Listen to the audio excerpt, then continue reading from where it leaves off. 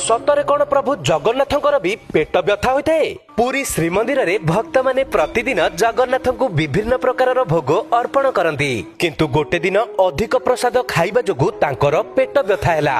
सेही रातिरे असह्य जंत्रणा सह्य करि न पारी से जणे वृद्धा मां को स्वप्नादेश देले एवं तांको असह्य पेट व्यथा विषय रे जणाइले।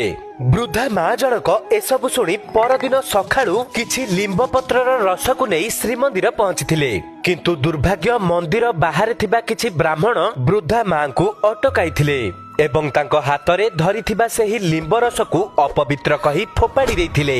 बिचरा मां जनक कांदी कांदी निज घर को फेरिथिले, किंतु ठीक सेही रातिरे प्रभु जगन्नाथ पुरी राजांक स्वप्न रे आसिले। क्रोध रे से तांको भक्तंक प्रति होइथिबा अन्याय एवं तांको असह्य पेट व्यथार विषय जणाइले।